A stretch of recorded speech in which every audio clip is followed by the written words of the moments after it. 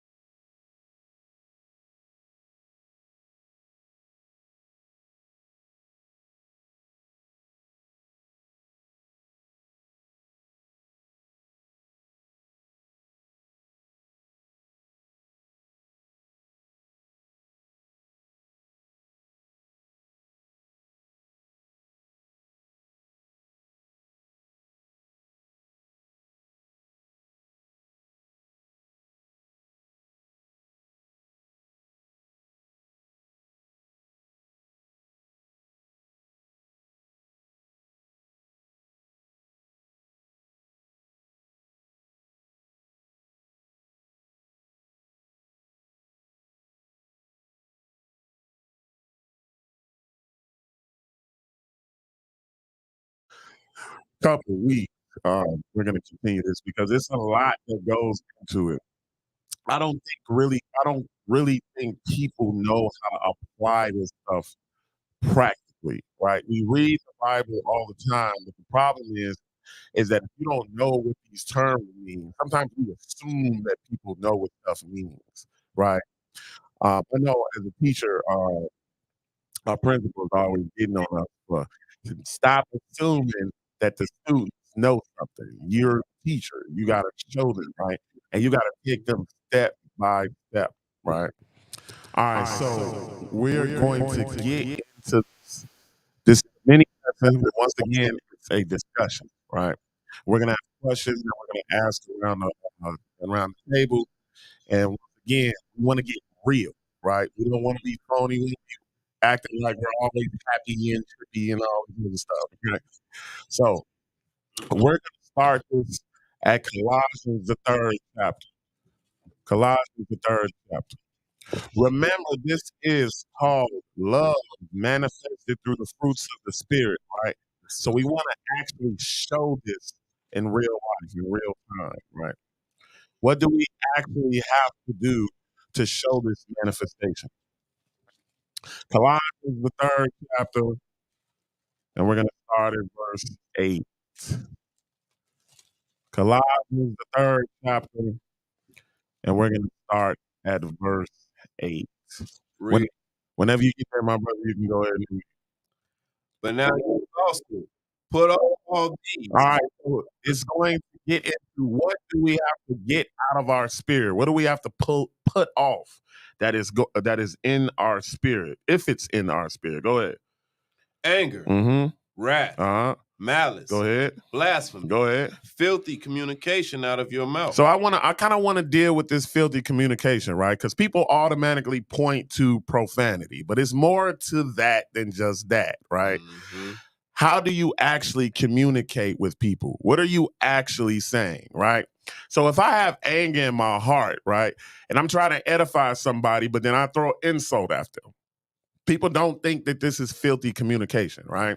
If I lie to somebody, which is going to get into that the next verse, if I lie to somebody, that's filthy communication. How do we stop from doing that? We're going to get more into that next week, though. But once again, filthy communication is more than just profanity, brothers and sisters, right? Right. And it's also how you use that as well, right? So we want to make sure that we can spell this stuff out so people can apply it to their everyday living, right? Verse 9, go ahead.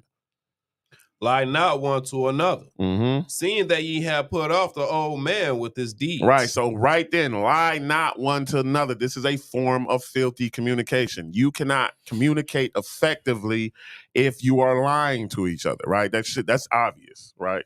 Go ahead. And have put on the new man, Uh-huh. which is renewed in knowledge after the image of him that created him. Right. So now you have an example, right? Christ is that example. So it says, verse 10, and have put on the new man. So you're getting rid of this old man who was this liar, who was full of malice, who was full of anger, blasphemy, and filthy communication.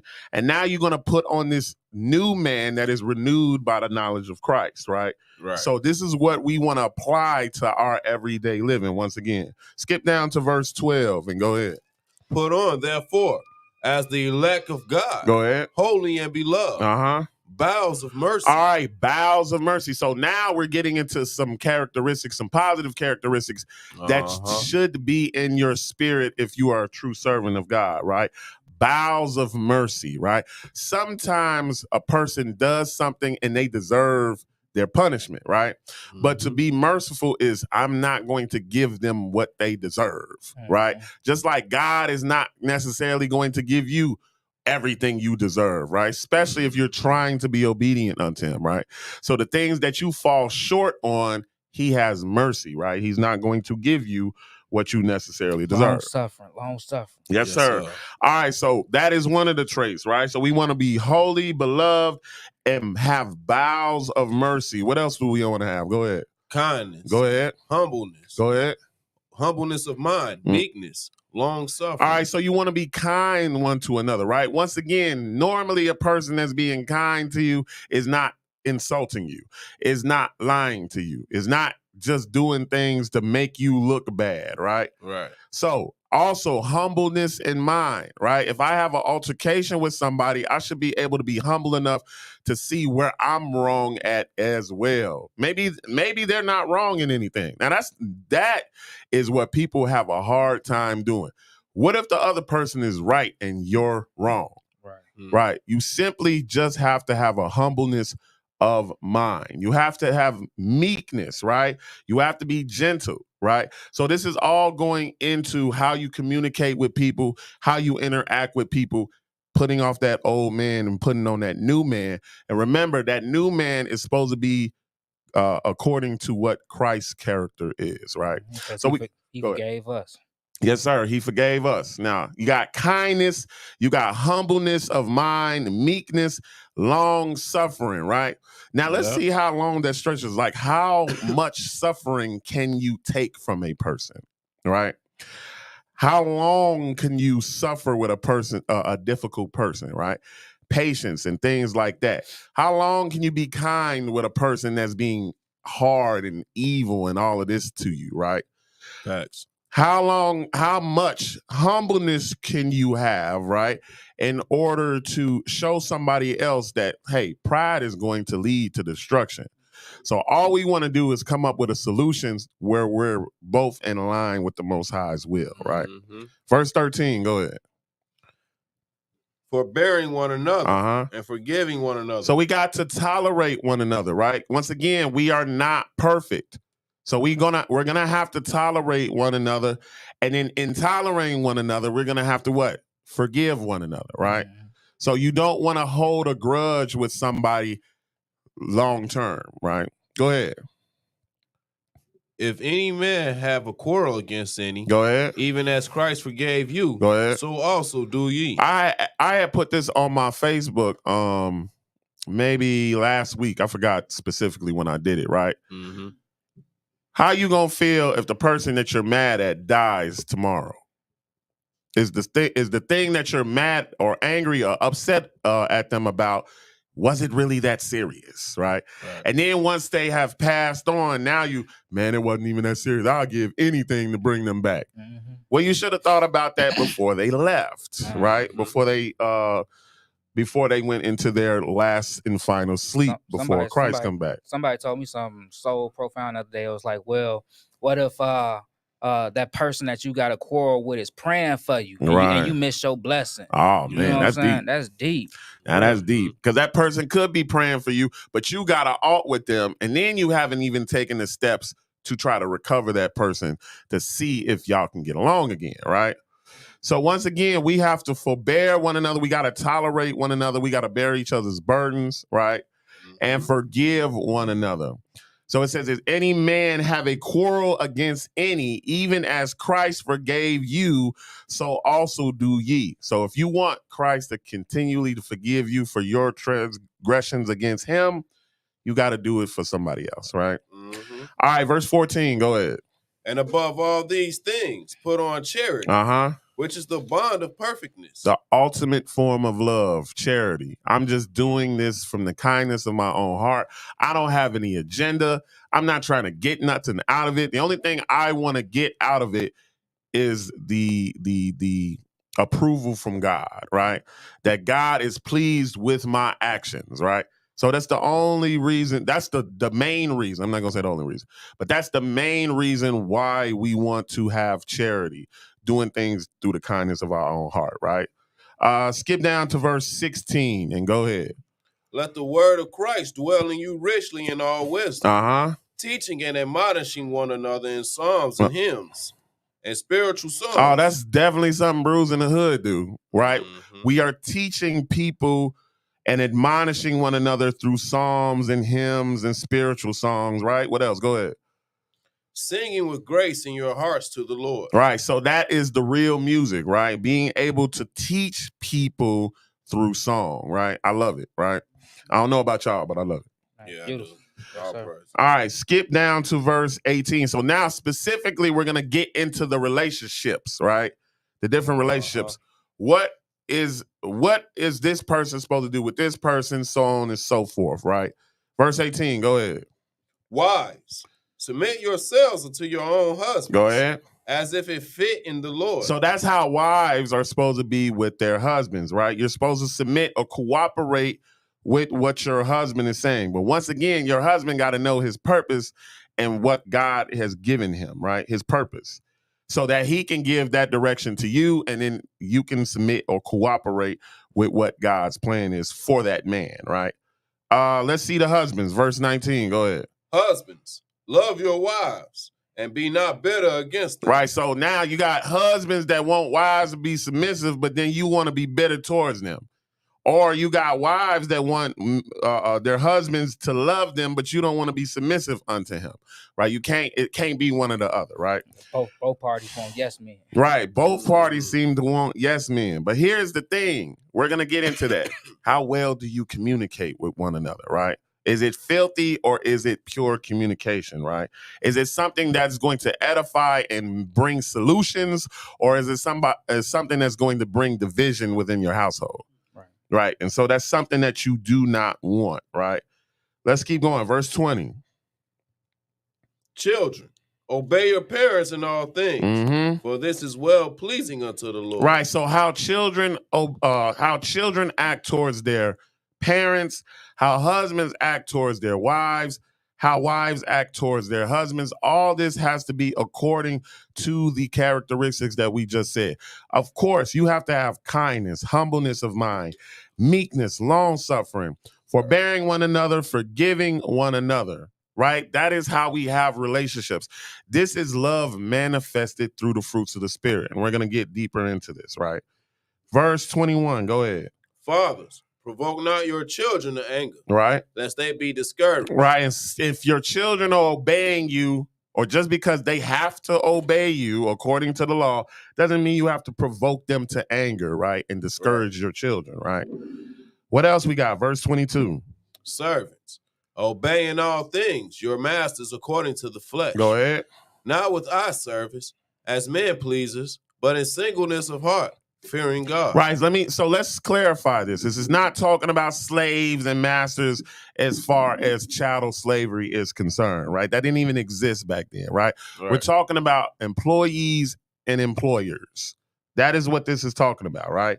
So that's the lingo that they use back in these times, right? Servants obey in all things your masters according to the flesh, right? So it is a godly thing to do what your employer needs you to do. You got a job, you need to eat, do what you're supposed to do while you're at work, right? Right. All right, keep going. And whatsoever ye do, do it heartily. Go ahead. As the Lord and not unto men. Go ahead. Knowing that of the Lord ye shall receive the reward of the inheritance. Right. So why are we doing all this? Because we want to receive that inheritance from God, right? That's why we're doing this, right? I know one of our beloved elders, he says it all the time. If I found out there was no eternal life, I would leave. He wouldn't even tell nobody he left. Man, that was so funny when I heard that, right? All right, verse 24, go ahead. End of 24. Oh, I'm sorry, go ahead. For ye serve the Lord Christ. But he that doeth wrong shall receive for the wrong which he have done. Go ahead. And there is no respect of persons. All right, so you're going to suffer the consequences if you keep going contrary to these characteristics, right? All right, so let's keep going, right? Let's go to 1 John, the 4th chapter. We're going to just keep spelling this stuff out so people can see it. And as we get further into the lesson, we're going to be able to see stuff we can apply. 1 John 4 and verse 6. 1 John 4 and verse 6. Whenever you get there, my brother, you can go ahead and read. We are of God. Uh-huh. He that knoweth God heareth us. All right, so now let's just say we're communicating and we're trying to reason with one another, right? But that person just is not hearing us. If I'm giving them the word of God and I'm reasoning with them with the word of God and they don't hear, they're just not of God, right? That's as simple as we can get it. So guess what? I'm not going to cast my pearls on the swine, right? So that is different, right? But you still want to give that person everything we just read, right? Kindness, meekness, humbleness of mind, right? You still want to deal with this person like this, right? Keep going. He that is not of God heareth not us. Right, and so just move on, right? Because if they're not of God, they're not going to hear you, right? They're not going to care about how love is manifested through the fruits of the Spirit. They're not going to care about that, right? So just move on, right? I think what happens is that we care too much. We care so much that we'll end up hurling filthy communication at each other just because that person is not hearing us, right? So we got to watch that, right? Keep going, my brother. Hereby know we the spirit of truth and the spirit of error. Go ahead. Beloved, let us love one another. Go ahead. For love is of God. Go ahead. And everyone that loveth is born of God and know of God. Right. So if you know the love that this book is spelling out for you, you are of God, right? If you hear what is going on as far as the message is coming from this book, you are of God. If you don't hear it, you're not of God. Basically, so if you lack charity, you ain't got no love, you ain't of God. You're not of God, right? And so you have to understand that we got to take a wicked check sometimes, right? We got to look within ourselves to see if we're truly of God, right? And once again, nobody is righteous like God. Nobody in this flesh is righteous, but you can strive to be that way, right?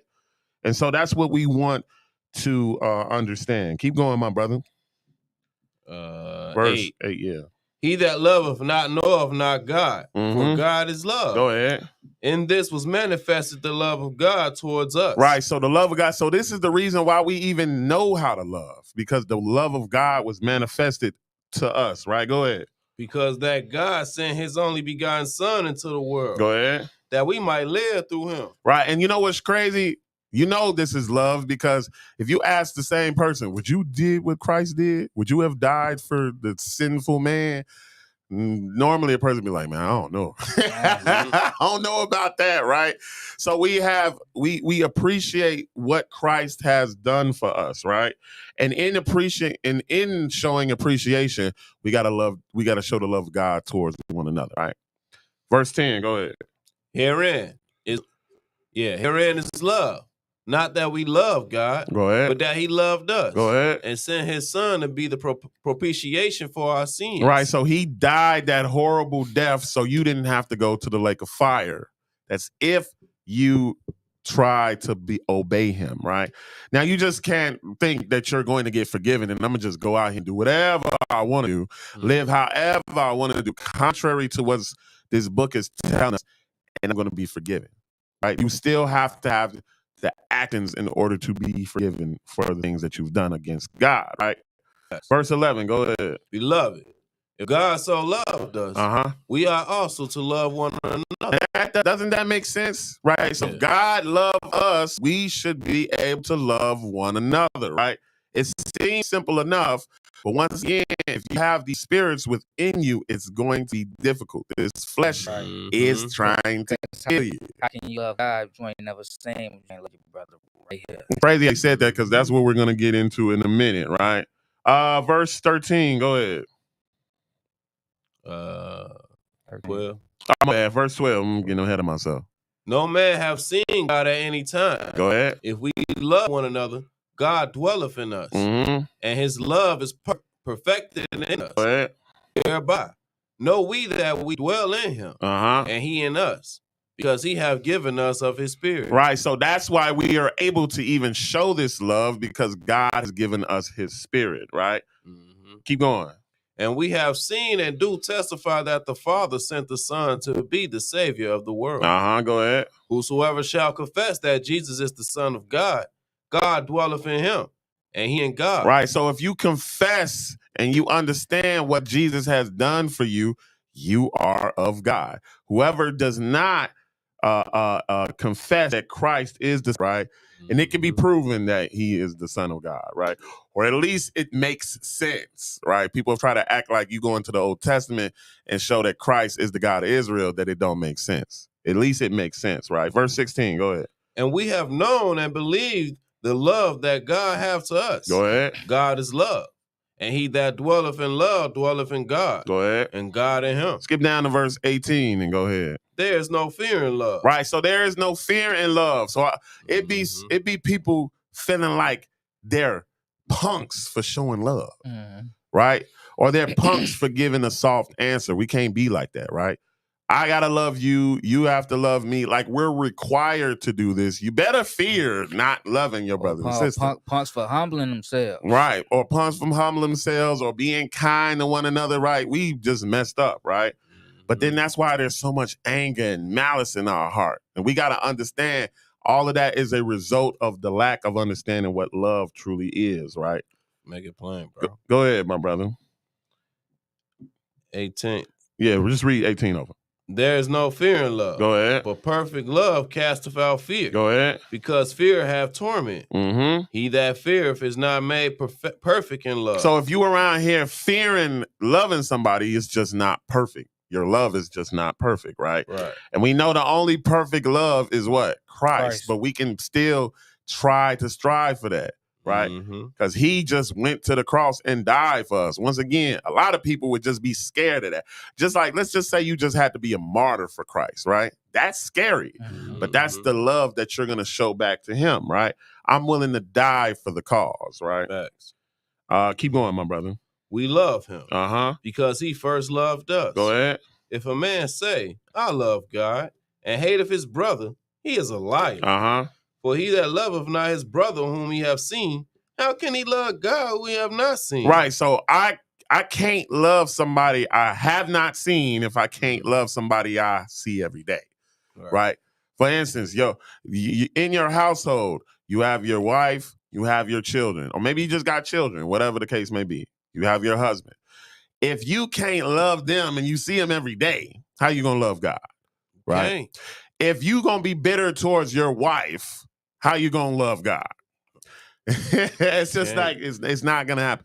If you're not willing to submit to your husband, how you gonna submit to God? That is like, it's just, you don't keep the Sabbath day. How you gonna submit to God? Right. So if you're not doing the things you need to do for God, right, or for people that you see every day, I'm sorry, then how you gonna do the things for God, right? So what do we have to do with one another or towards one another? Verse 21. Go ahead. And this commandment have we from him. Go ahead. That he who loveth God love his brother also. Right. So that's a commandment that if you love God, you also got to love your brothers and your sisters, right?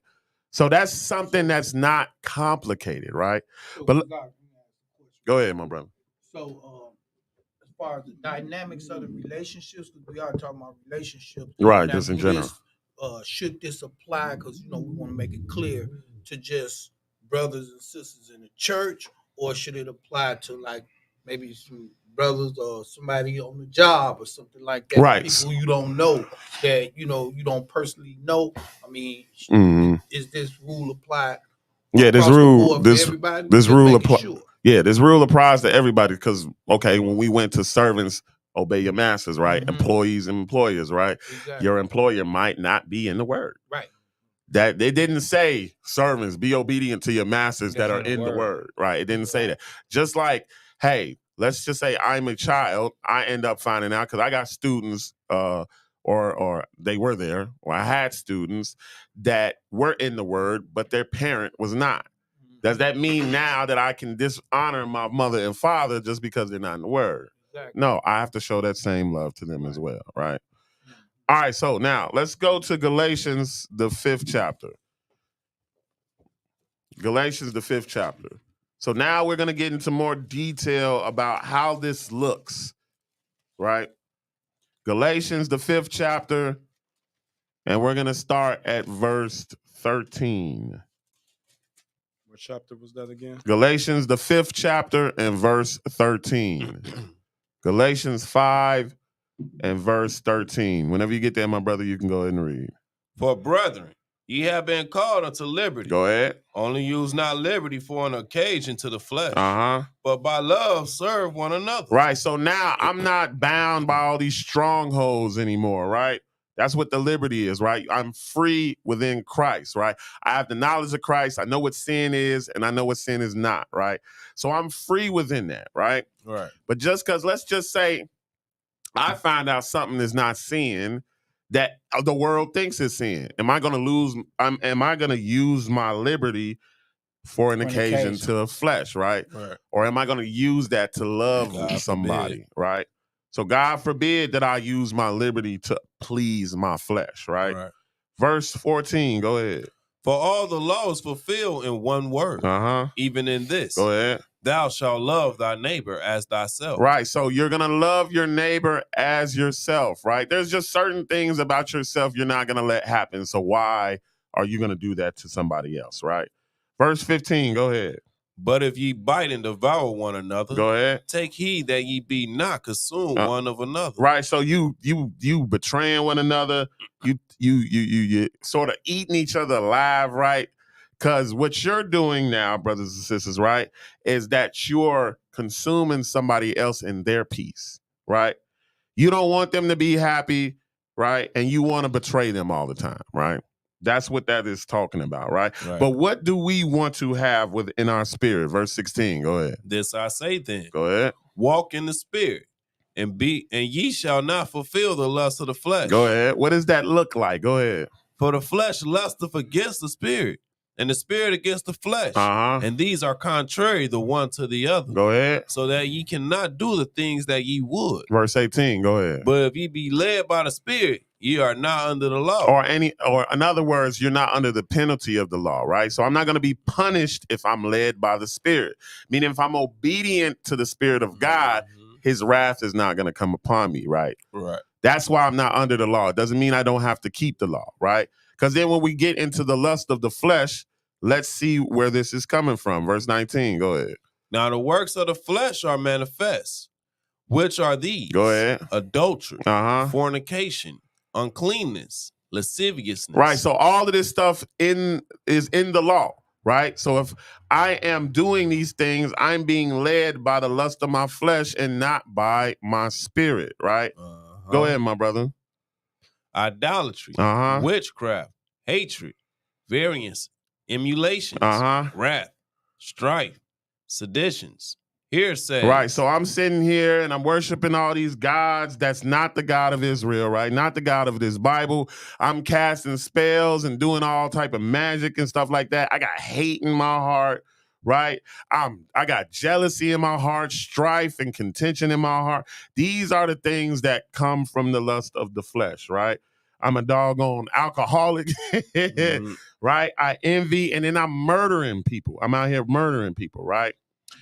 And go ahead. Envyings, murders, drunkenness, revelings, and such like. Go ahead. Of the which I tell you before, as I have also told you in time past. Go ahead. That they which do such things shall not inherit the kingdom of God. So obviously, if I'm doing these things that are against the law, then I'm not going to inherit the kingdom of God, right? But what characteristics do I have to inherit the kingdom of God? Verse 22.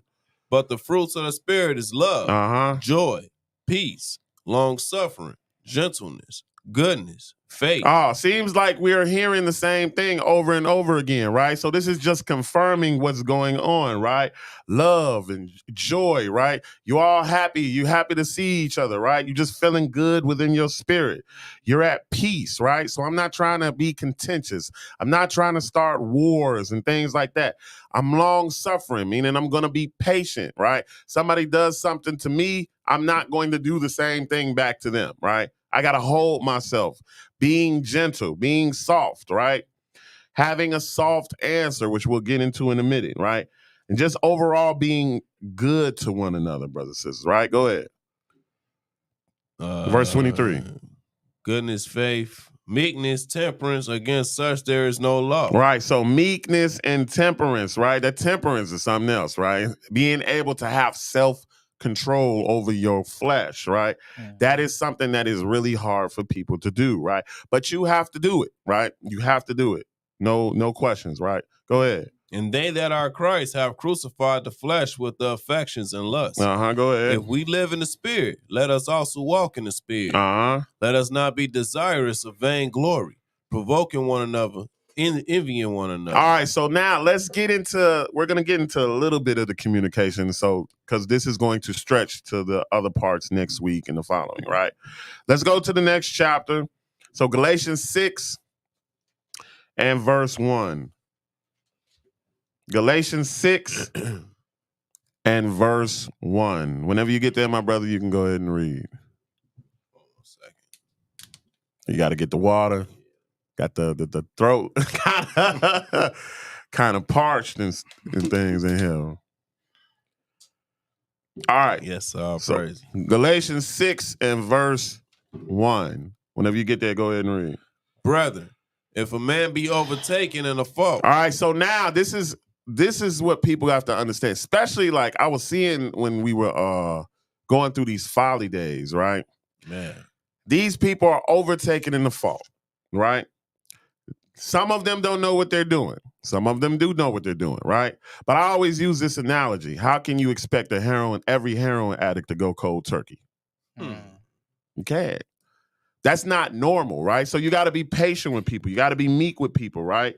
And you got to remember why you're doing this stuff, right? Go ahead, my brother. Ye which are spiritual, restore such in one in the spirit of meekness. Go ahead. Considering thyself, lest thou also be tempted. You know what that means? That means you can commit faults as well, right? So I want to make sure that my communication when I come to somebody is in the spirit of meekness. I want to be gentle to them, right?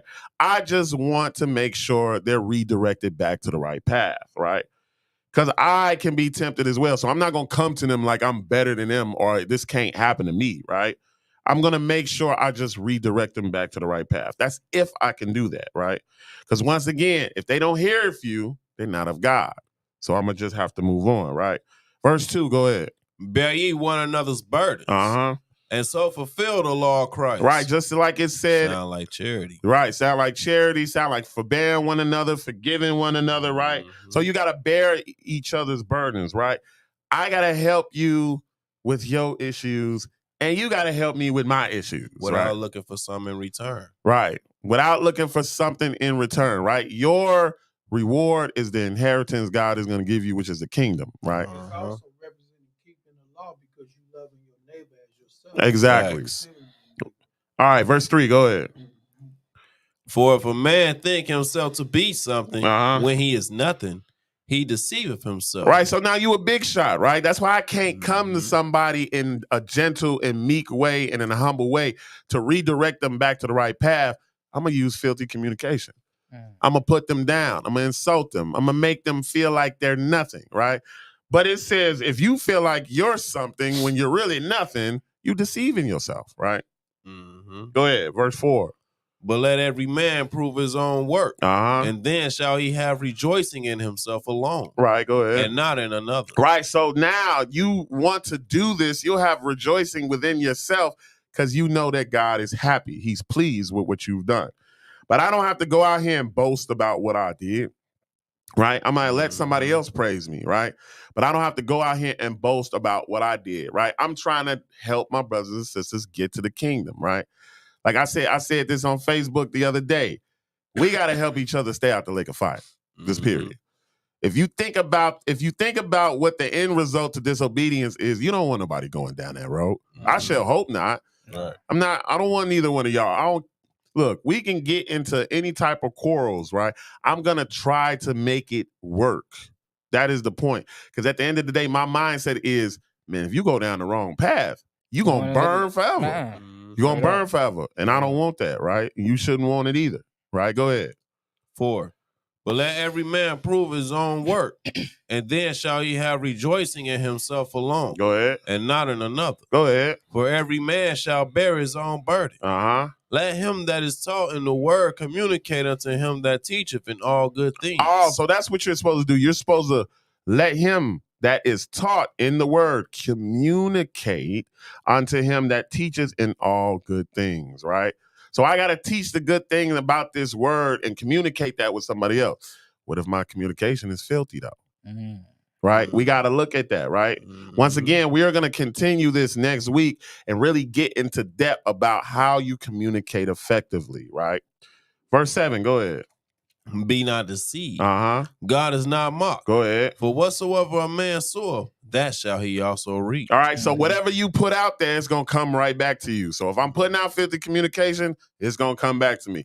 If I got malice in my heart, I'm betraying and biting people, betraying people, and I'm devouring people, right? I'm consuming them with war and strife, and no peace is coming to them. Guess what? It's going to come back to you as well, right? So that's something that you have to be mindful of, right? Got to manifest the fruits of the Spirit. Yes, sir. Skip down. Where we at? Skip down to verse. I'm sorry. Skip down to verse. No, matter of fact, keep going. Keep going. Verse 8. For he that soweth to his flesh shall of the flesh reap corruption. Go ahead.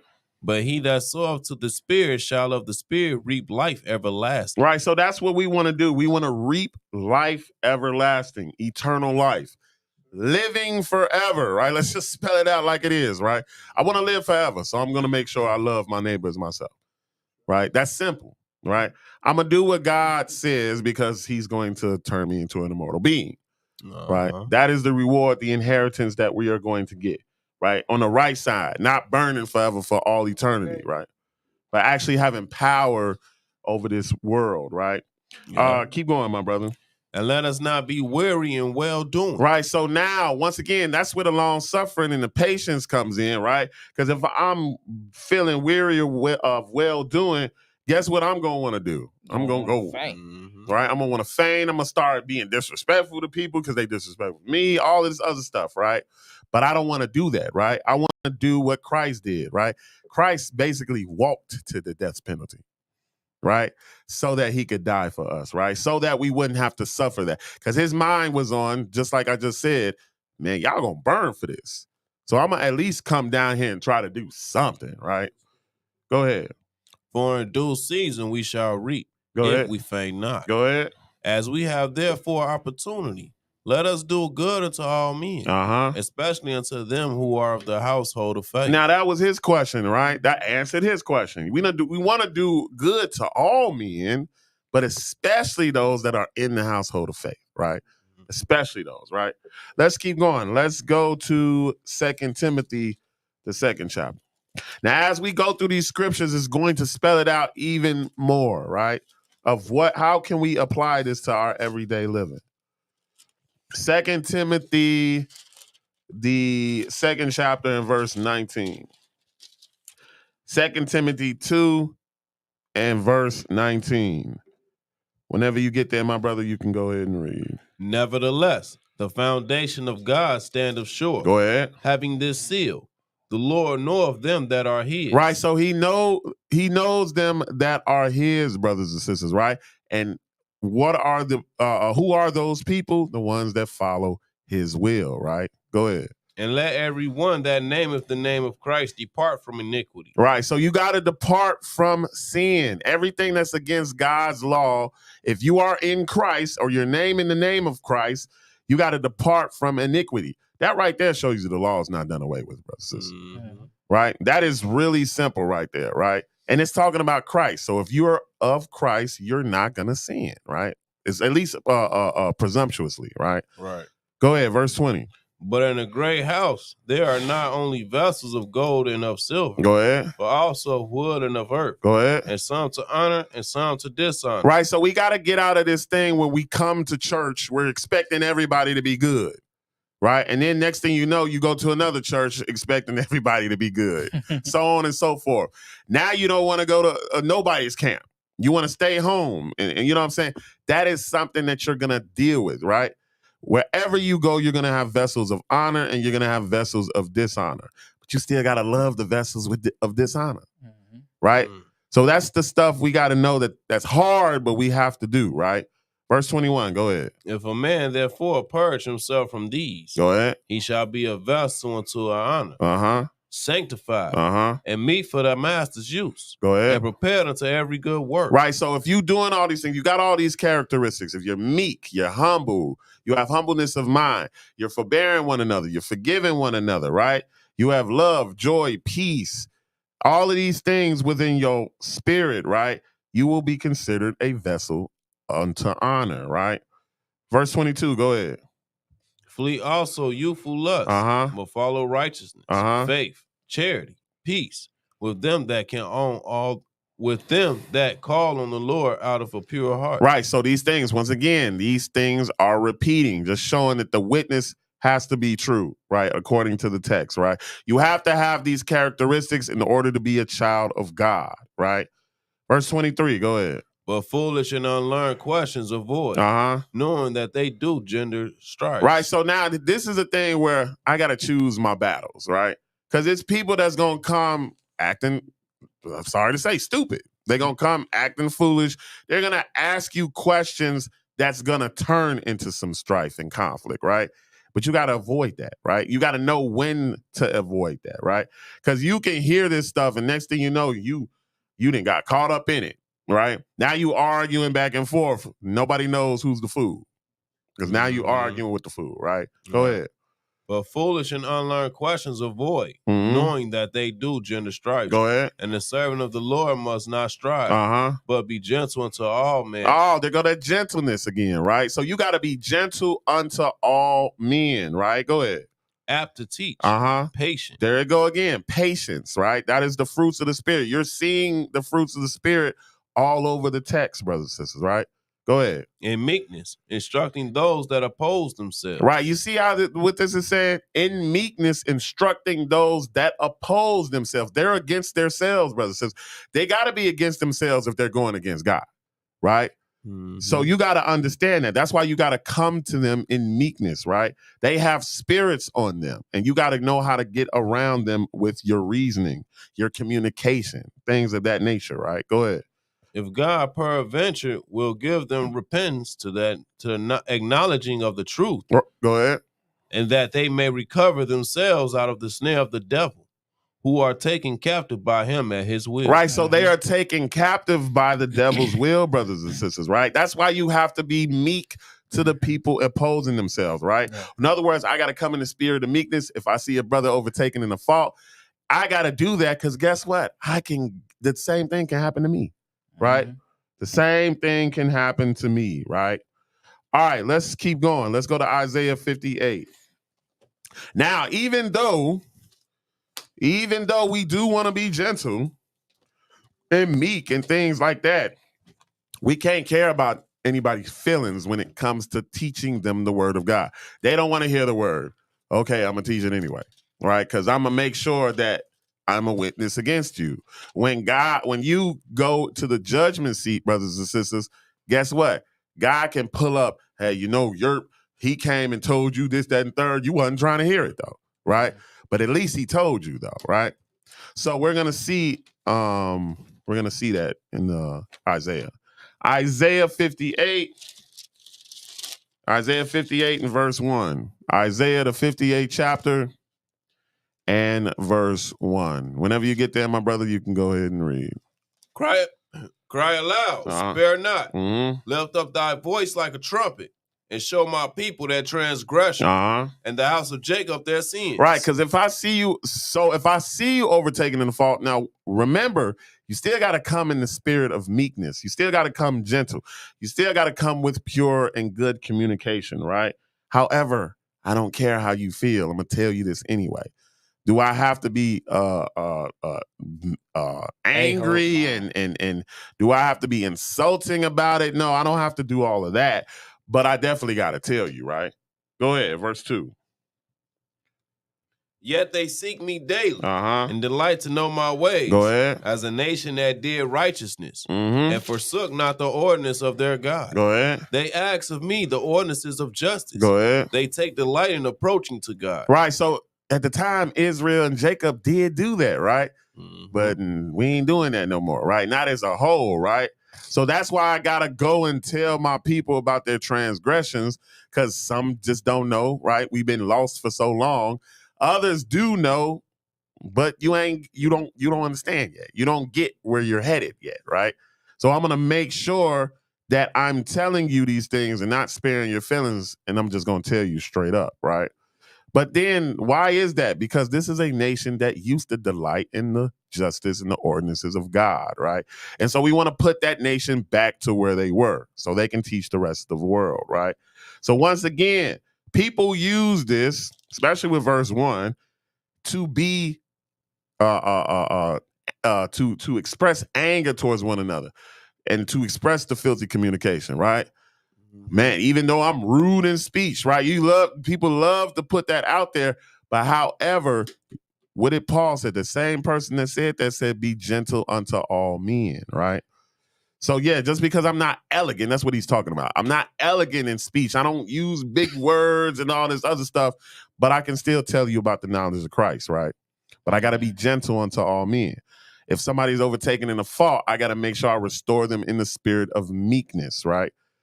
Because I can also be overtaken in a fault. And I would want you to do the same thing for me, right? You want your communication to be used for edification. Right, yes, sir. So how do we communicate? What are we supposed to do? How are we supposed to come to each other? Let's go to Proverbs, the 15th chapter. Proverbs 15. We are almost done. Proverbs, the 15th chapter, and we're going to start at verse 1.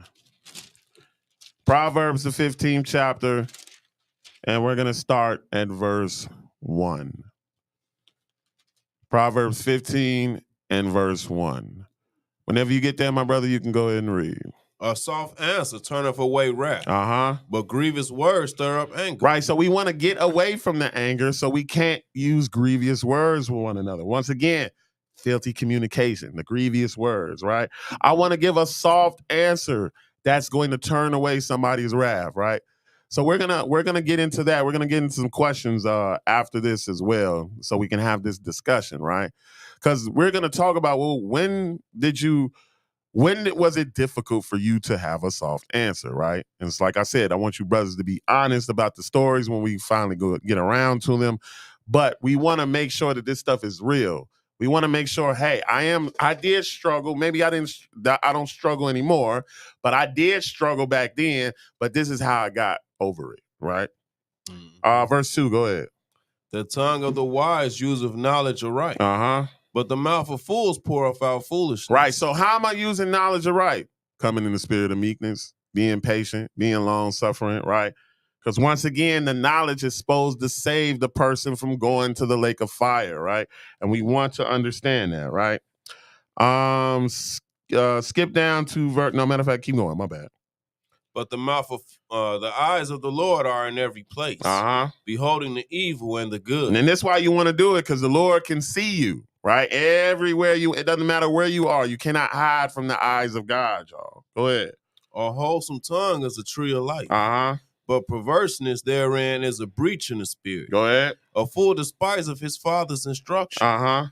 But he that regardeth reproof is prudent. Once again, if I have humbleness in mind, I can be reproved. Somebody can come and restore me and get me back to where I'm supposed to be, right? Yes, sir. Skip down to verse 7 and go ahead. The lips of the wise disperse knowledge. But the heart of the foolish doeth not so. Right. So the fool ain't gonna give you no real knowledge, right? They gonna have you out there looking stupid, right? But the lips of the wise is going to disperse knowledge. Once again, how are they doing that? With a soft answer, with meekness, with patience, apt to teach, right? not saying things that cause strife and contention, things of that nature, right? Skip down to verse 10 and go ahead. Verse 10. I got you. I'm trying to flip this page. Oh, go ahead.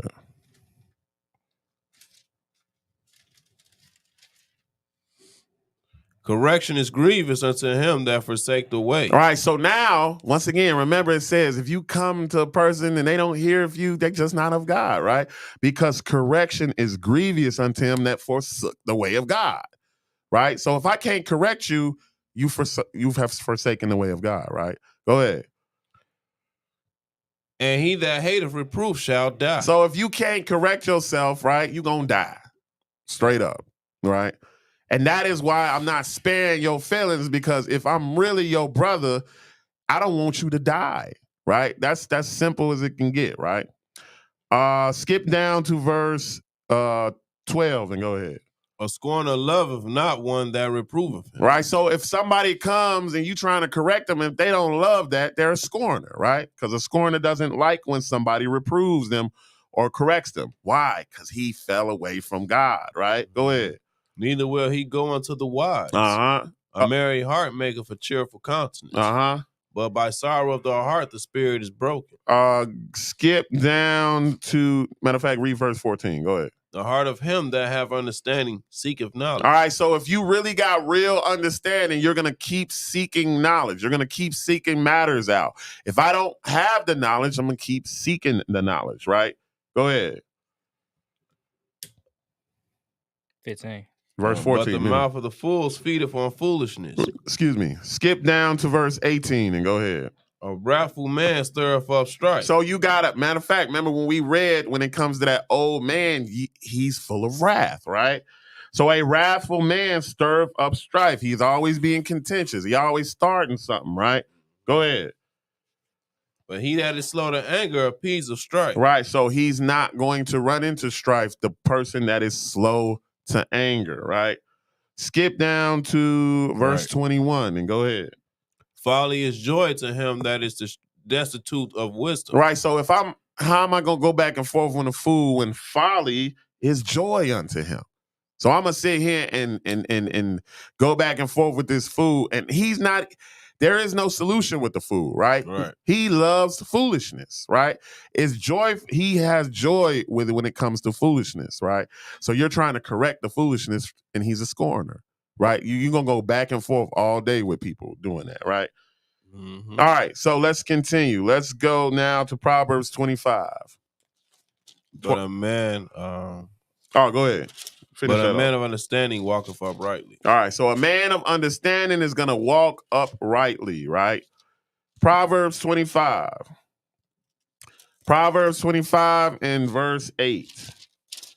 Proverbs 25 and verse 8. Go not forth hastily to strive. So now are we getting how this stuff is repeating itself, right? Mm-hmm. Do not go forth hastily. Don't be so quick to be contentious with somebody. Don't be so quick to be trying to fight somebody all the time, right? Go ahead. Lest thou know not what to do when the end thereof. Go ahead. When thy neighbor have put thee to shame. Right, so now your neighbor done checked you, or your neighbor done put you to shame. You don't know what to do now because you're so ready to be contentious, right? Instead of having humbleness of mind and trying to correct the matter, right? Verse 9, go ahead. Debate thy cause with thy neighbor himself. Right, so stop going around talking about your problems with other people. You ain't even came back to the person that you had the problem with.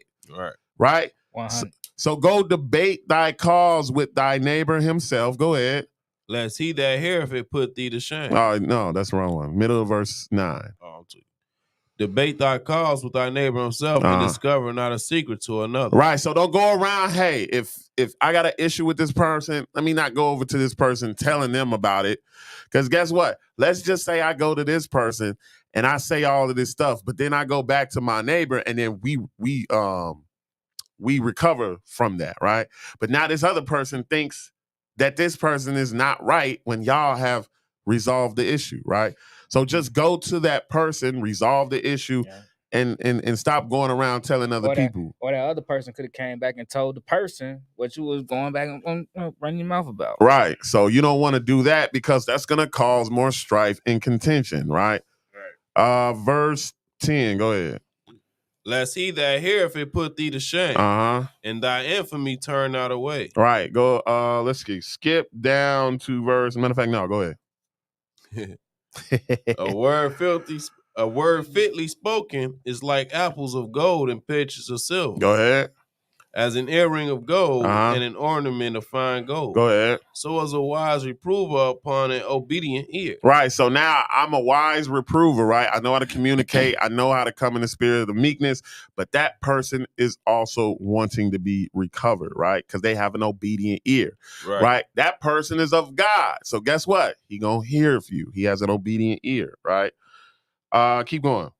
As the coat of snow in the time of harvest.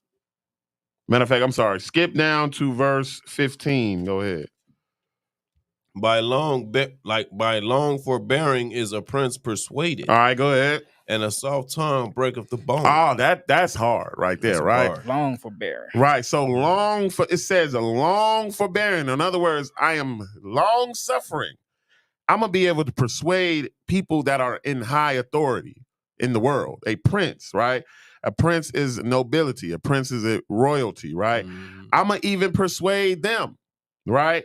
But then here it is, a soft answer breaketh the bone, right? I remember hearing Elder Elijah say this. He said, you would think a hard answer breaketh the bone. But no, it's not. Because let's just say you got a heated argument. Once somebody gives that soft answer, right? Most than likely, the conversation going to start dying down, right? Especially if they're trying to solve the issue, right? But if you keep throwing out grievous words, the wrath is going to increase. The contention is going to increase. So you got to give a soft answer. You want to break somebody down, give them a soft answer, right? Right. All right, go ahead. What was I? Verse 16. Hast thou found honey? Eat so much as is sufficient for thee. Go ahead. Lest thou be filled therewith and vomited. Go ahead. Withdraw thy foot from thy neighbor's house, lest he be weary of thee, and so hate thee. Right. So now you don't want to do any of these things. Matter of fact, I had to read too much. But let's go back, focus on verse 15, right? By long forbearing is a prince persuaded, and a soft tongue breaketh the bone, right? Once again, we're going to get next week into how do we communicate effectively. One of them is to talk to each other gently. Right? Not to spaz at one another, right? We don't have to do all of that. We can talk to each other like we got some sense, like we're respectful, things of that. Hasty with your words. Right. Choosing your words wisely. Or in other words, another thing is we as black people got a bad habit of saying, I ain't got no filter. No, you better get a filter because you're not communicating effectively, right? If I don't choose my words wisely, if I don't consider other people's feelings, then why? That's not effective communication, right? It's not manifesting the fruits of the spirit, right? It's not manifesting, not at all, right? All right, let's go to the last place. Let's go to Proverbs 27. Proverbs 27 and verse 4. Proverbs 27 and verse 4. Whenever you get there, my brother, you can go ahead and read. Wrath is cruel. And anger is outrageous. Go ahead. But who is able to stand before envy? Right. So wrath is cruel. That's why, once again, grievous words will turn a person into a cruel person, right? If you keep doing it, they'll be cruel. And then the anger going to get outrageous, right? Got to make sure you're communicating effectively. You're not having grievous words. Give each other a soft answer, right? Verse 5, go ahead. Open rebuke is better than secret love. Right. So, matter of fact, that's going back to Isaiah 58, right? Make sure you cry loud, spare not, right? I don't care what your feelings are. I'm going to come to you in meekness, but I don't care what your feelings are. I'm going to openly rebuke you, especially if I love you, right? Because what am I doing? I'm rerouting you back to where you're supposed to go, right? Go ahead. Faithful are the wounds of a friend. Right. So if your friend is correcting you and it hurt, hey, you might have needed that, right? You may have needed that. So faithful of the words of a friend. Go ahead. But the kisses of an enemy are deceitful. Right. So now you know you didn't did wrong, but somebody patting you on the back for it. They deceiving you. They deceiving you, right? Verse 7. Go ahead. The full soul loatheth in the honeycomb. Go ahead. Honeycomb. Uh-huh. But to the hungry soul, every better thing is sweet. All right, skip down to verse 17 and go ahead. Iron sharpened iron. Uh-huh. So a man sharpeneth the countenance of his friend. So if you also want, and this is the title of this, we're doing iron sharpen iron, right? We want to make sure that we all getting sharper when it comes to the word of God, right? So iron is going to sharpen iron. What does that mean? A man is going to sharpen the countenance of his friend, right?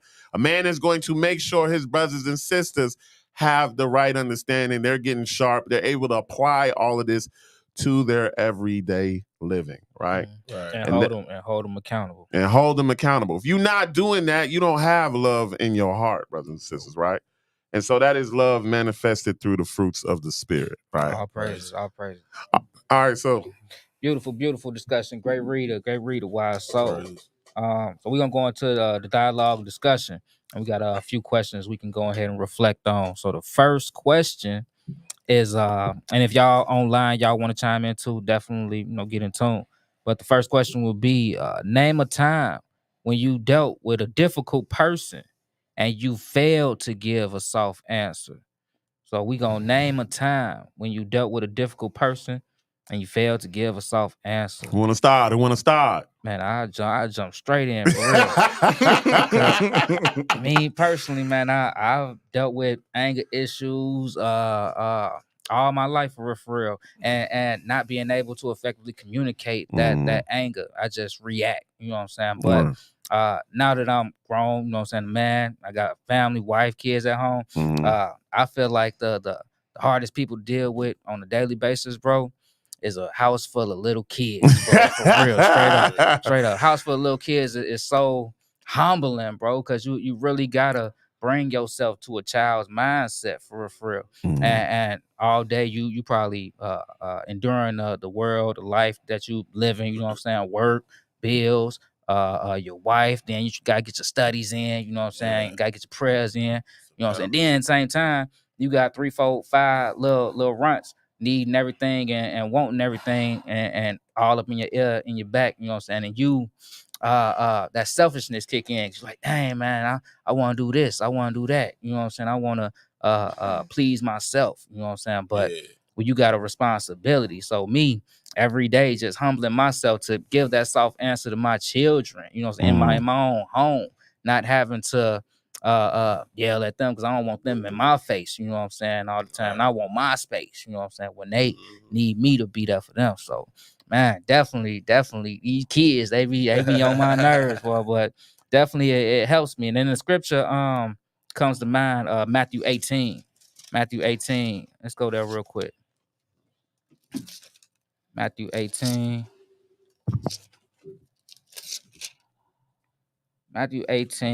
and verse 3. Yeah, this just brings me right back to their level, you know what I'm saying? 'Cause I look at them and I'm like, well, they need me, I don't need them, you know what I'm saying? And I got to bring myself to their level so I could, get back on my square, because we be so into the book and into knowing the word, you know what I'm saying, and being a scholar, you know what I'm saying, things like that. But we negate the weightier matters, you know what I'm saying, and really neglect, you know what I'm saying, the real things that we need to be looking at. So Matthew 18 verse 3, and it says, verily I say unto you, except ye be converted and become as little children, you shall not inherit the kingdom of heaven. For real. All right, so specifically, when is a time that you failed at giving a soft answer to somebody? Can you remember a story? Man, this morning I was asleep.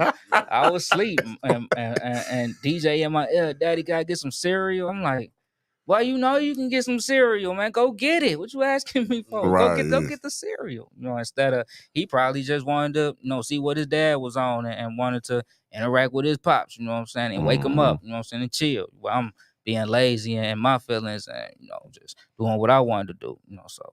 Definitely, that was a trial for me today. So, Anybody else? Yeah. Go ahead. Man, look, I ain't gonna pump fake. Like, definitely, like, something I've been working on since I was, you know what I'm saying, a specimen coming out the sack, you feel me? Dude. Like, I'm just saying, like, it's like something that I know that I struggle with on an everyday basis. Like, even just like, it ain't even just saying soft words, it's body language too. Like, like when you driving and somebody cut you off or you slam on their brakes or something, like you got on truth music, but you saying to yourself, like, what the F you doing, you DA, you know what I'm saying? Right. Like, it just be, man, it's an everyday occurrence, definitely with the flesh, like what we was tapping in with. Like, it definitely reminds you to walk in the fruits of the spirit because, you know what I'm saying, it's easy to slip back into your flesh because, you know what I'm saying, it's constant. It's constant. Like, it ain't even to the point where I say I have anger issue. I know I do because I be getting mad too easily, Joe. Like, I be bugging up. And I was like, yo, I need to chill, G. I don't know what this person going through. I don't know how they felt this morning.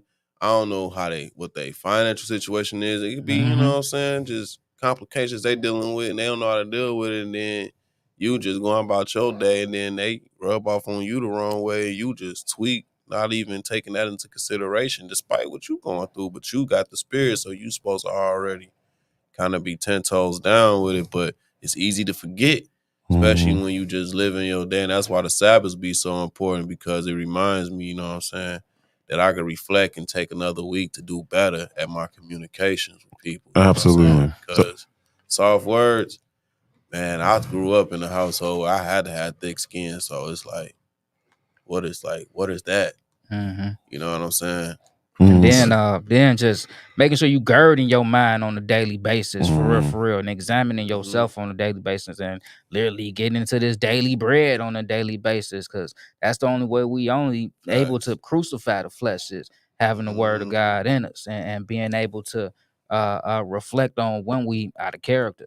And that's why we have the fruits of the spirit. So we have lessons like this to be able to come back and, oh, this what I need. I should have did this way instead. I should have had love instead of reacted with the body language. That's real big, for real. It's a saying. It's not what you say; it's how you say it. Meaning your tone, right? How you say it. You can say mostly anything to Delivery. anybody. It's your delivery, your tone, and also I feel too the setting, because you can put somebody aside and tell them, hey, this is what it is. This is what I've seen. It's what I feel you need to work on. A lot of times we'll end up calling somebody out in front of everybody, where it could have been more of a one-on-one conversation. Yeah. And I think that's what not only everybody in the church, wherever in life, people that's not the everyday person that you see, that approach, that tone. A lot of times it may be them with the negativity. And it may be it's their action, but your reaction that changed the whole dynamic of everything. Like that whole situation. Like I'll never forget. I used to work at Walgreens, and I had a difficult customer. It was these two elderly elderlies at that, and I'm talking about the sister was just being like real difficult, being real disrespectful. She was trying to put something in the machine as far as her PIN number. And she thought, now let me get y'all to understand now. The machine had the little thing over it, so it's blocking the actual numbers, right? Yeah. So she gonna sit here and tell me, you stealing my PIN number. Like here's the machine, y'all. I'm on this side. I would have to do all this in order to actually see her PIN number. So I failed. I was like, look, stupid. I'm at the cash register. Look, stupid. I can't even see your numbers. So how am I stealing your PIN number? but I did call her stupid. You know what I'm saying? I didn't necessarily have to do that. I could have just let her keep being difficult. You know what I'm saying? And I was at work. You know, I could have. Something could have. I could have gotten in trouble, but I couldn't help it. I failed, and so I ended up saying that to her. Right? But that's what I'm saying. Those grievous words will stir up anger within yourself. So if the anger is within you, you gotta learn how to check it. You know what I'm saying? But anyway, anybody else? Anybody else?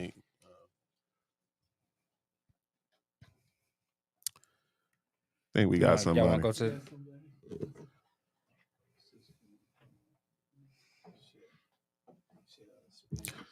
All right, one of the sisters blessing us. Lola, everybody. Welcome to the yo.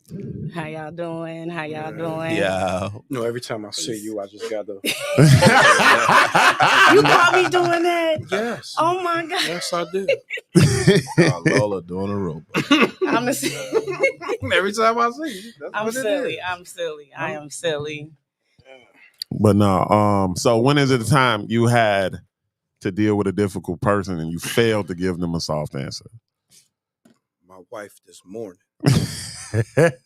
Every day. Like what he touched on with the children, with my kids, dealing with a 3-year-old. Mm-hmm. So me being 42, I know he can't comprehend Right. basic common sense. Right.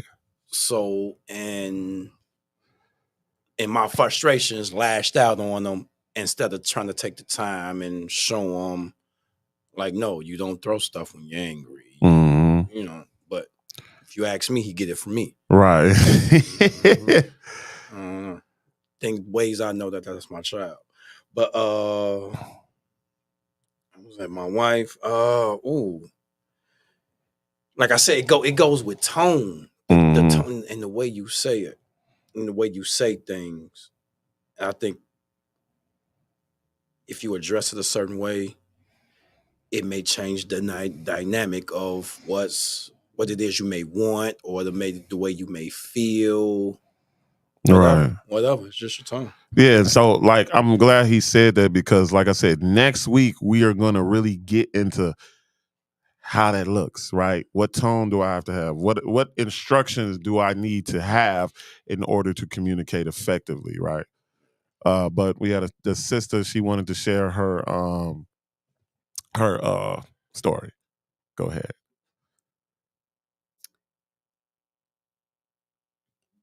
I would say, we talking about a time where I failed at giving a soft answer. All right, so I'll use my ex-husband and I co-parenting relationship. I have always strived to have peace, so I would always just agree with whatever his request would be for our son, because we have a son. But then it got to the point to where it started inconveniencing my son and I. And I would just be like, this is not going to work. How about we just meet in the middle? And he like, no, I want it this way. And, this is how it's going to be. You trying to keep me from my son. And I'm like, I'm just asking you for a few days. He's in tutoring right now, and I don't want to split his tutoring sessions. Can you get him after his sessions over? Oh, no, I want my son. And I just went off. And I mean, as Bowie would say, expleet, delete. Expleet, delete, you goofy, blah, blah, blah. And I was like, I hate you. And my oldest son heard me. And he came down the stairs. He was like, Mom, why did you say you hate Dad? And I was like, I didn't mean that at the time. I just was mad. I was like, I hate what he's doing. I hate his behavior. His ways, yeah. And he was like, that's what you need to say. You hate what he's doing. You hate his behavior. I think he quoted like John 5. Like if you hate oh yeah. John 4. First John 4. Yeah, 1 John 4. And I was like, look at that. Mm-hmm. My son is rebuking this spirit out of me. Mm-hmm. He was like, I think maybe 17 at the time, 17, 16 at the time. and I was coherent enough to be able to hear my son's soft answer versus, he could have lashed out at me for what I was saying, and him overhearing me. But at that time, I failed. I failed big time. Because my son heard that, which could plant a seed for him to be like, oh, it's okay for me to talk to my dad crazy because my mom do it, and what I said to my ex-husband, and we trying to co-parent. So am I making this situation easy or am I making it hard? Right. And like I said, man, these are that's why I wanted people to be real, right? Because the seeing people struggle and then overcome is the reward, right? Yeah. Like I said, you always see somebody, they always happy, they always joyful. I don't believe you. Something going on in your life. Yeah, you know what I'm saying? You just don't want to admit it. So that's what we want to bring to this platform, even though we're iron is sharpening iron, but to be real about our faults, our shortcomings, right? But that we're still in the game. We're not giving up. We're still pushing to get that inheritance from God, right?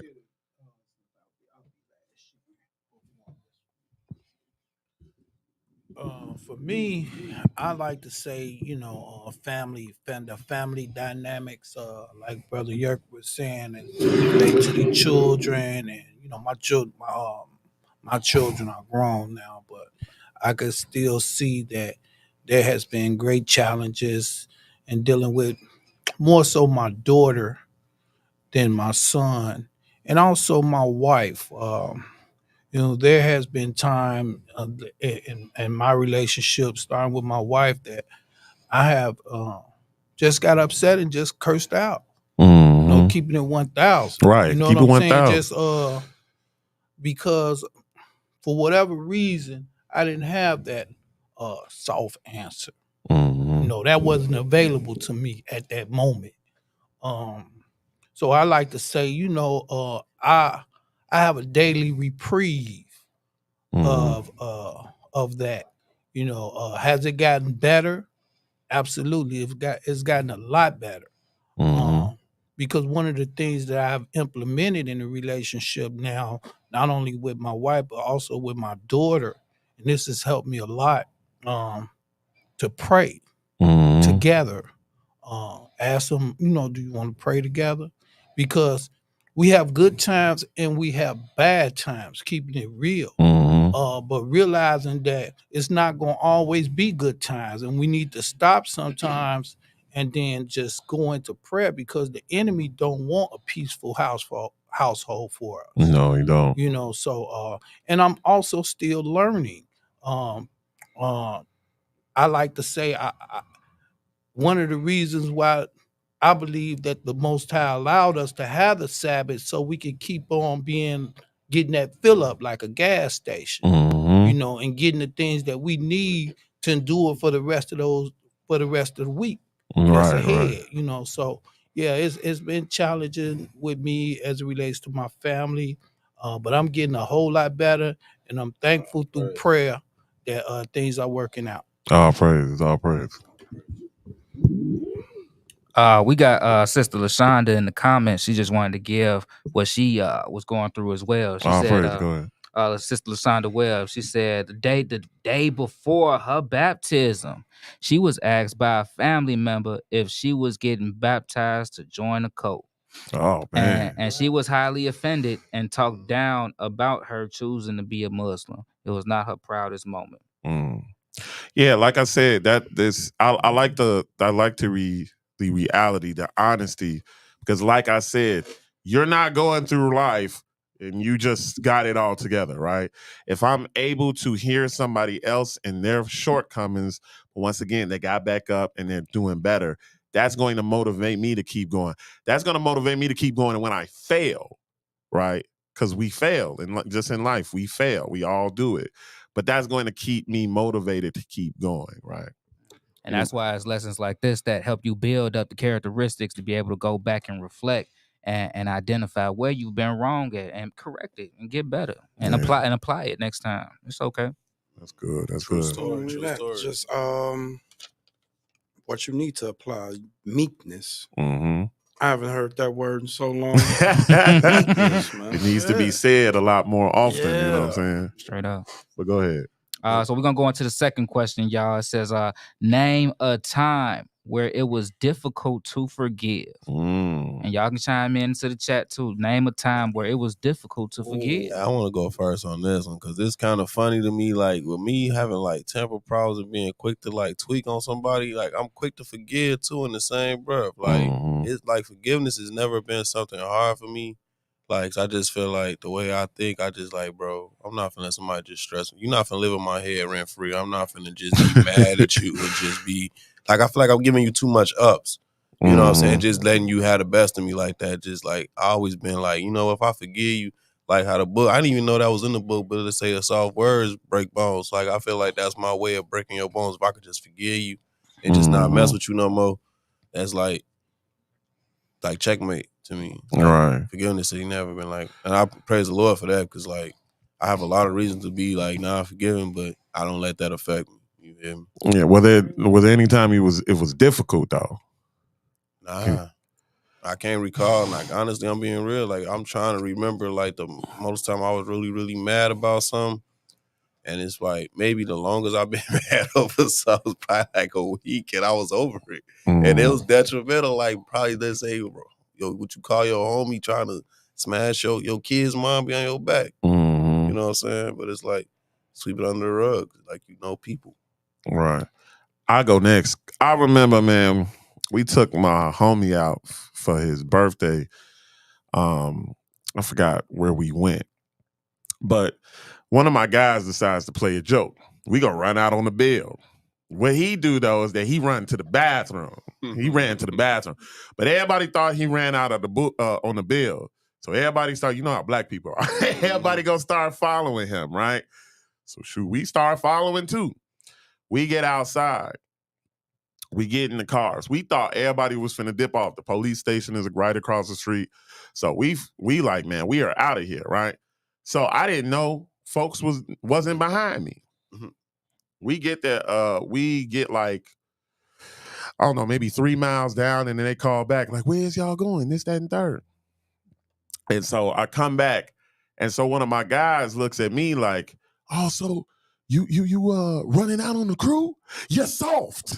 Man, when I tell you I made a scene, in the parking lot. I went off. But here's the thing, I was so mad that it was harboring in my spirit while I was asleep, and I felt it in my sleep. That's why, like, don't let the sun go down on your rap, because that don't feel good, right? Then I woke up and I felt it. I was like, man, I usually like you. I usually don't have a hard time forgiving. This day, though, I wanted to choke him, yo. I think I was in the word. I was in the word. And so so I go to him, but then once I go to him, I'm still like, that's my boy. So I still got love for him. But I sit next to him and I'm ready to choke him. He finally, man, let's just go ahead and talk about it. That was the soft answer. Let's just go ahead and talk about it. Man, I feel such and such and such. It was a misunderstanding. I was forgiven at that time. But when I tell you I wanted to choke slam him for doing that, right? But once again, his grievous words stirred up anger in me, and it came out, right? Made a scene. Then I couldn't forgive the man until we ended up coming back. Then he gave me a soft answer, right? So that's my story with that one. Anybody else? Yeah, that's deep, dog. Before somebody else go, like, they kept you in your sleep, though. Yeah, I'm talking about it was trying to consume me. Like, like the grudge was just trying, and it weighs down on you, right? So it's not something that you just want to keep in your spirit, like, at all. For real, that's how dangerous this is. That's why you gotta keep that meekness, though, for real, because it's just that simple. That little poison right there can knock you off. Anybody else? I'll go. The way you said that. I'll go. Because when you all said like that's not something you want to keep in your spirit, I will definitely say pre-daughter of Zion was I thrived off of it, you know, and I will say it spawned from my father. He was there and then he was gone. Mm-hmm. And I'm trying to reach out to him. Well, you know, I'm told he went back to Lagos, Nigeria. So I'm writing to him. I'm calling him. He's not responding for years. But I'm getting my dad's brothers. They're like, you know, oh, your father loves you. He miss you. And, you know, I'm like, well, why won't he call me and tell me himself? Mm-hmm. So over time, I just developed this thing in my head. Like, you know, if this man who had me, you know, and he's a doctor, he's not some scum off the street. He's, you know, a well-known doctor in the community, Nigerian. And you just left me. You don't know how my mother's mental state was. This is me thinking in my 20s, not by this time. Because I'm from 6 all the way up to my 20s, you know, trying to communicate and find my father. So I didn't like men. I didn't trust men at all. And if I sense any weakness in you, I was going to annihilate, annihilate you. Right. Meaning, if I was loyal to you while we together, but the minute you cheated on me, but you was like, you know, I don't want you to leave. I want to stay, and I'll be like, okay, we can stay together. Oh man. So I would purposely be like, we can stay together, and now it's on. I'm going to make your life live in hell. And I had no remorse whatsoever. That's built in from relationships to platonic relationships with men who I just was trying to, you know, who was trying to just develop just a platonic relationship, no romance, no nothing. That is built into that family. So over time, I was becoming so callous that my son's godfather crossed me and I cut him off. But he, in his voice, this is because I could hear it. Mind you, I grew up on the low end, so nobody really showed their emotions. If I hurt you, I can't see that I hurt you.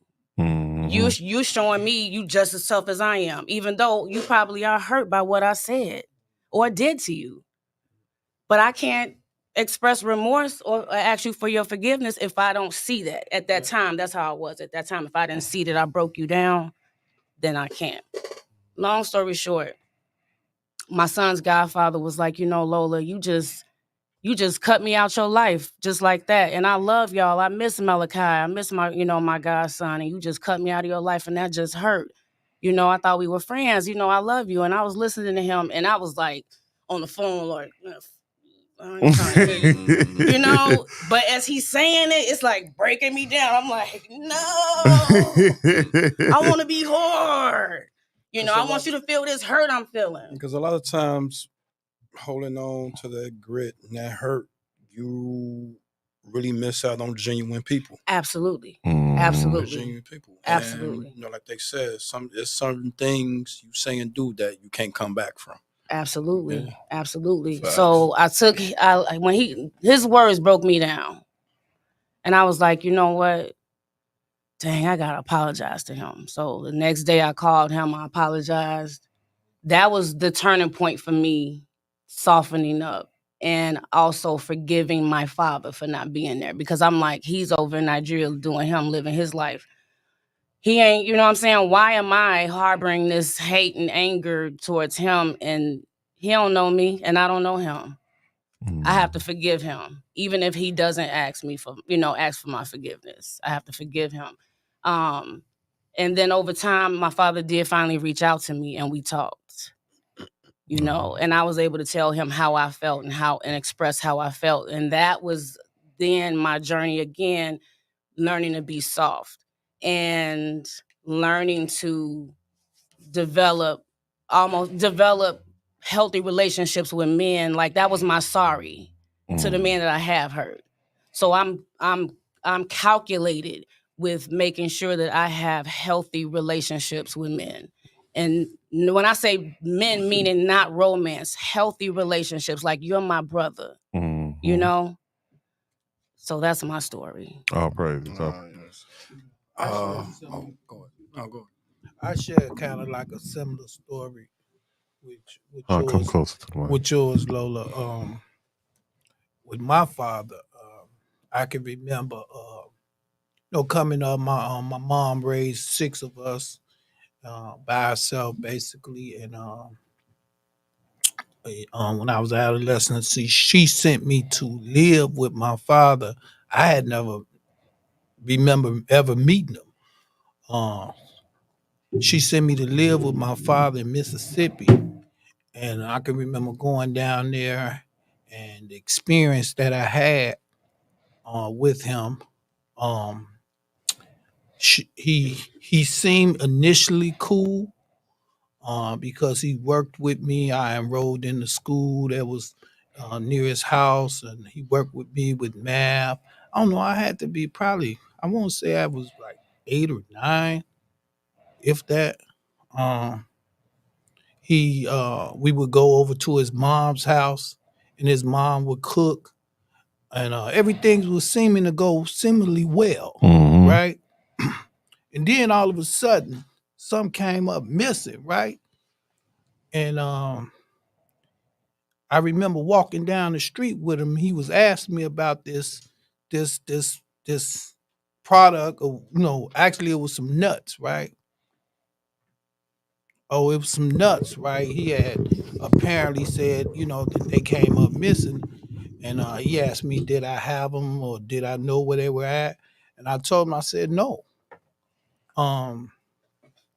So the issue, he continued to press the issue to a point where I said that, mind you, I'm just really getting to get comfortable with his mom. So he takes me over to his mom's house, calls over the next door neighbor, and accuses me of taking these nuts. And I'm crying my little eyes out, right? Trying to explain to him that, man, I didn't take the nuts. I mean, you know what I'm saying? I mean, the nuts falling off the tree. I could just get the nuts off the ground. Yeah. And it humiliated me.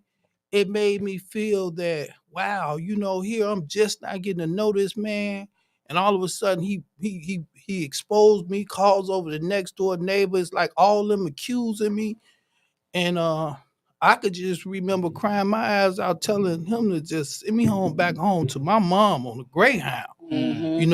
I mean, and looking back later on in retrospect, I realized, I mean, like if he just wanted me to out of his life, why would you do that to me? Because it caused me a lot of damage. Like you said, in relationships, Absolutely. I didn't know how to trust people. Yeah. I've always, in time, I felt like I had to keep repeating myself to just try to explain myself how I didn't do, and I got to a point later on where, that was out the window because I was able to see the cause and effect where it was stemming from, right? Mm-hmm. But yeah, for years, and like you were saying, sometimes I want to add to what you were saying. Sometimes you can go through life and not even realize where it came from. That's causing the resentments. That's causing that unforgiveness in your heart. And I had to realize where it was coming from. Now, the difference between me and you had time to make amends with your father. After that incident, I never saw him again. And when I got back home, and I told my mom about it, she cussed him out. She cussed his mom out. And I'm like, hip, hip, hooray. You know what I'm saying? It was like my mom kind of like, vindicated for me. But after that, I never did see him. I just remember the collateral damage that came along with that whole experience.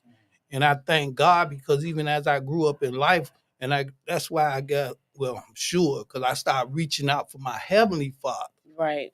And that's when my Heavenly Father came into my life because I actually was reaching for him and I had no connection with him after that experience. So I just want to share that. I will say I did not have time to reconcile with my father. No. Wow. Even though I still talk to him, I still don't have the answers that I would like from him. Is he still alive? He's still alive. Okay. Yeah, I don't know if Mine is dead or alive. Yeah, no, mine refuses to answer like, where were you? Why didn't you call me back, or why didn't you write me back? He refuses to answer any of that. And if he does answer it, it's like this. I ain't even about to say it. With Africans, I got you. They superstitions and things like that. That's what I'll say. And I'm just like, okay. I'm just like, okay. So what relationship I do have with him, that's enough for me. That's enough. And I don't harbor what he has not done with the next person, because you all don't have any stock in that, But at the time, all I saw was his face. Even though all of y'all are different men, right, I understand. It was him. Yeah. That's how you took it out on a lot of innocent people. Yeah. Yeah, Well, they weren't innocent, but okay. I was more like, the Dexter. Dexter, how he killed the killers. You know what I'm saying? That's how I was. What you was about to say, bro? No, it's funny how you all said your father. My issue was more with my mother, because she was at an early one. When I was little, she was addicted to drugs. So you talking about being exposed and seeing things that a child should never see, So you talking about holding resentment for a long time, still kind of, to this day, to this day, still, it's like I forgive, but I remember, and I feel like I remember at the wrong moments. They can. My mom can say something now, and I think about to when I was 8 or 9 or 10 or 11, whatever age. You know what I'm saying? And what's funny is, like, I've forgiven her, but not one time has she ever apologized. Yeah. Not one time. And that's something I still kind of hold on to this day. And it's hard. And like I say, it affected me with women growing just with females relationships, sisters, being the only child. I was the only child, no brothers or sisters, so kind of affected relationships with females that were genuinely sisters to me. Yeah. That were trying to be sisters to me. It's a lot and it's deep, bro. I can talk for hours about it. Like, it took a lot for me to change my behavior. Like, it's deep. Like my mom sold her body. To a degree, I had kind of an infatuation with hookers. Mm-hmm. You know what I'm saying? It took a lot to get that, you know what I'm saying, stop that. Cause and just on the father's side, I didn't have my father. So what did I end up? I was raised in a house full of women, from my grandmother, from my aunties, to my mother, to my cousins. I'm talking about the only boy in a house with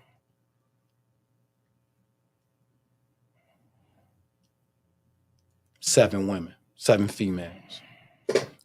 No male, no guidance, no structure, just that womanly side. I got a question. Yeah, Would you get into a lot of fights when you were older? Did you get into a lot of fights? No. Why? I've had fights. Funny thing, I'm cool. Okay. I'm real cool. I'm funny. I play ball, so I was always kind of liked to a degree. So okay. You just kept it in. Yeah, most definitely kept it in. I took that anger out on other things, because, like, backtracking to father issue, the reason I left out the house seeking that male figure, and I believe that's a lot of reasons. A lot of boys start joining gangs, things like that. It ain't necessarily the money, the cars, it's just being around male figures.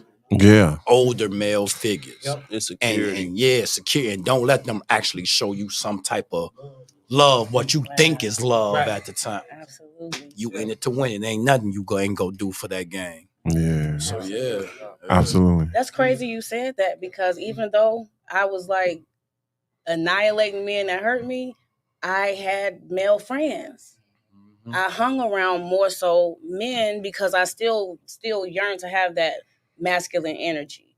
With the guys, it's a sense of security. Y'all funny. You can talk about anything.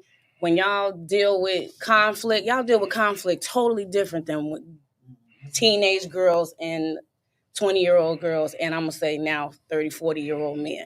Y'all handle conflict totally different through all stages. And I can attest to that.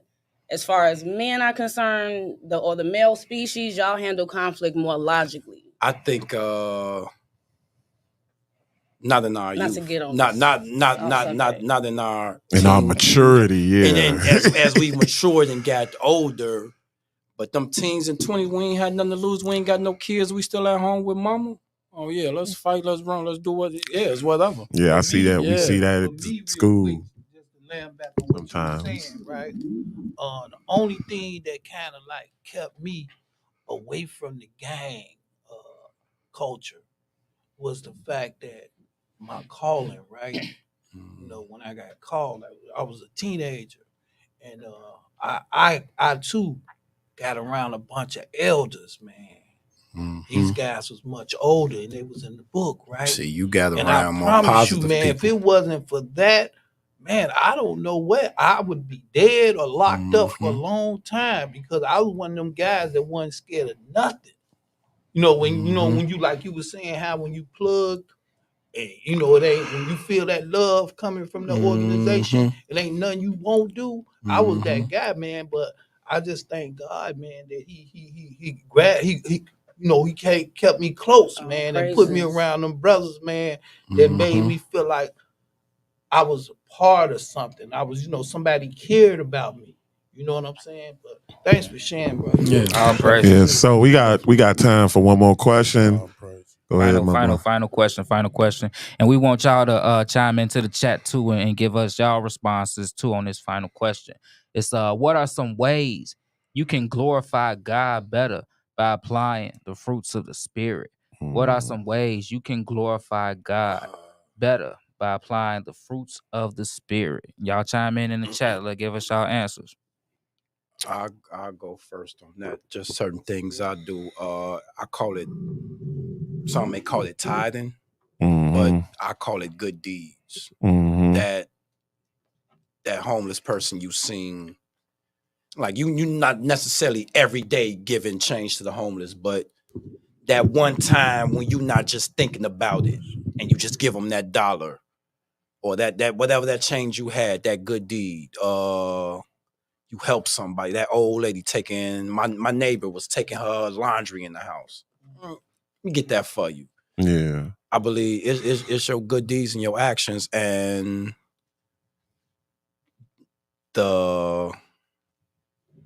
you doing it from the heart. Yeah. You ain't got no ulterior motive behind it. Right. And I believe things like that, those type of acts, is how you actually get your blessings.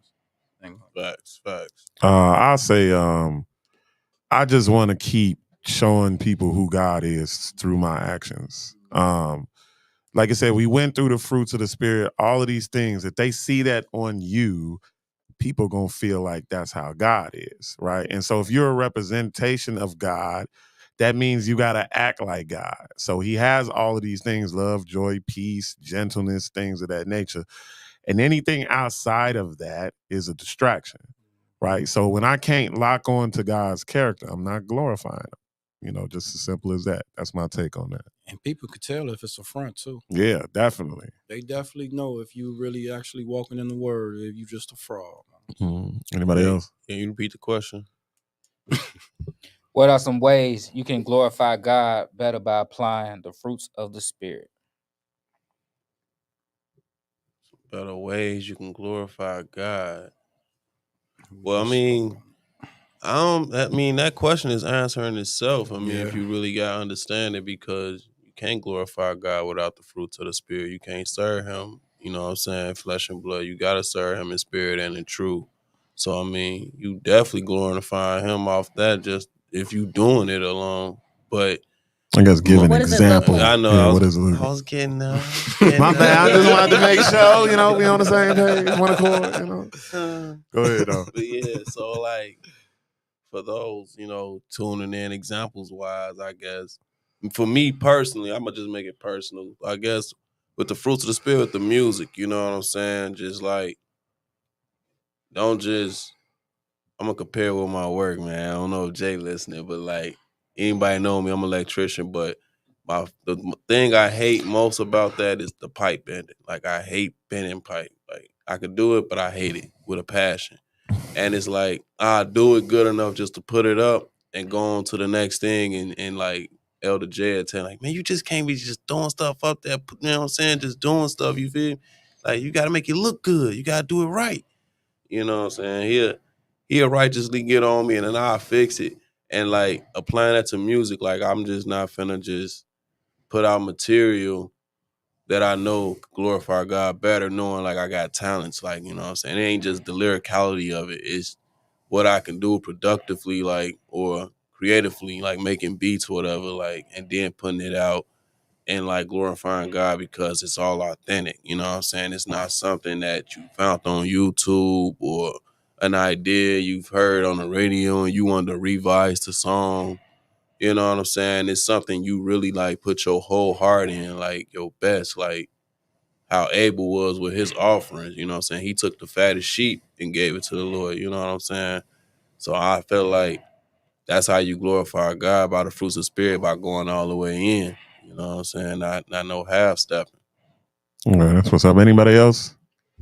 I'm glorifying God by being a righteous vessel and ministering His word to my fellow brethren. You know what I'm saying? And not holding back what I know, and trying to spare people feelings. You know what I'm saying?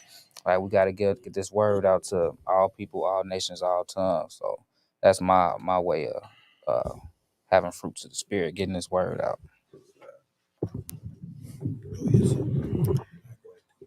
I would say one of my ways of glorifying God is those that talk bad about me or have cursed me out or feel some type of ill will towards me and I haven't done anything towards them. I always make sure they good. I always will check on them, make sure they good. If I see they sick, I'll send them, a home remedy herbal, concoction, or hey, you need a doctor. I can refer somebody to you. Like I still remain kind, even when I don't want to where now it's natural for me to be kind versus like it's natural for me to seek peace now versus me forcing myself to be how I used to be, that old woman that I was, that I told y'all pre Jesus. But yeah, that's an example for me to stay, always being kind to those who treat me wrong. Matter of fact, I have one more, and then whoever else want to go. I got promoted last year because I'll be in this position that I'm in. It'll be a year, actually on the 13th of this month. Thank you. So before going to my new floor, I was warned about this woman to be, leery of her and XYZ. Anytime somebody tells me something about a person, I just take it with a grain of salt, but I let that person prove to me who they are. And she did. And she is of another nation. She's of the lighter nation. And I'm the only African descent woman there. Melanated. Right. So here I come with my blonde locks, my flamboyant dress, of way, office wear. And she is talking to some women about me. You look at her, you see her, look at her, who she thinks she is. I'm calling, she called HR on me of what I had on. So HR investigated and was like, well, we've never had any issues with, Nia Lola at all. It's whatever. But my manager still came and talked to me about it. But the two ladies that came to talk to me told me what was said.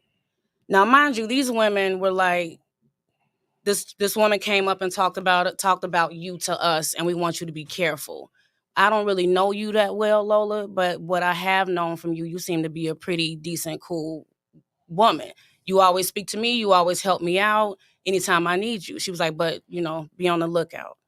So I speak to my manager about what was told to me and my appearance, and I'm like, okay, this is an HR situation because now I'm uncomfortable. This woman is talking about my appearance and how I look. This is how I am naturally.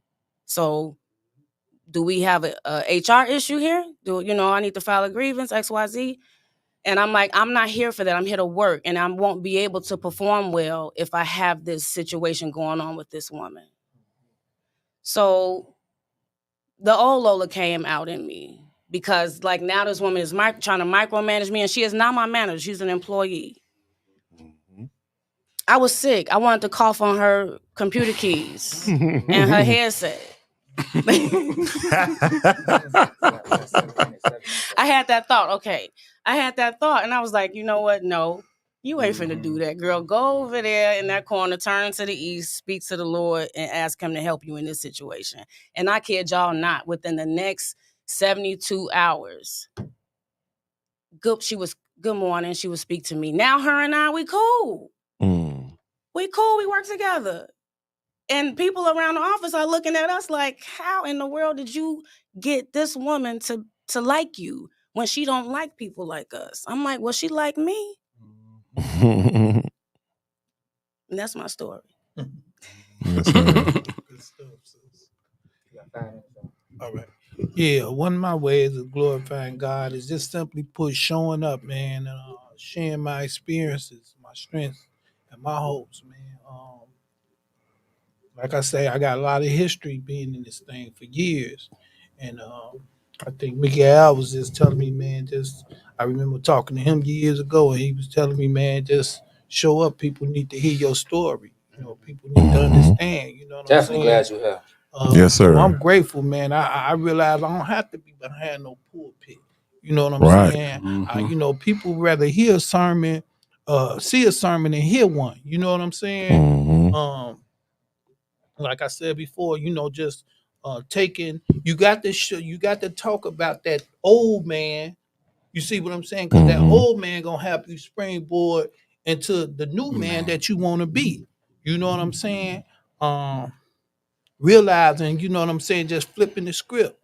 You know how you was when you was out there. You know how you was when you was destitute, doing all that bogus stuff. You know what I'm saying? I can relate, brother. Just flipping that script, turning it into righteousness, something that the Lord would be pleased of. You know what I'm saying? Having that same tenacity, that same drive that you had when you was out there. You know what I'm saying? In his word now. Now you ain't gonna be perfect, but you trying to strive for perfection, realizing one day, pre-adventure the Lord to give you a glorified body. You know what I'm saying? You get your mind right, the body will follow. So just grateful, man, that have an opportunity, have a platform like this that Brother Franco put out there for us to share and talk about things. These are real issues that we are faced with. Absolutely. We keep it 100. We ain't 100. We ain't sugarcoat. Nope. And people need to hear the challenges that we go through. Yeah, and how we apply this word. And how we apply the word to it, because that's very important. And it's all about, man, just living this thing, man, to the best of your ability, living it out. You know what I'm saying? Thanks for letting me share. All right. Well, that is our time, ladies and gentlemen. This is Iron Sharpens Iron. The topic today was love manifested through the fruits of the Spirit. We're going to continue, once again, we're going to continue next week on going into the depth of effective communication, right? All right, so I'm Cassius Israel, aka Kazak Ben Yehuda. I represent the Walls of Jericho Biblical and Historical Studies, Brews in the Hood Entertainment. And we out of here. This is Iron Sharpens Iron. Shalom. Shalom. Hey, shout out Franco again, man. Why so, man? Shout out Mocha Judah. Shout out my mama. Shout out my daddy. Shout out my mama and my daddy. We got some stuff off our chest, y'all. Yeah, most definitely. I love you, baby. See you when I get home.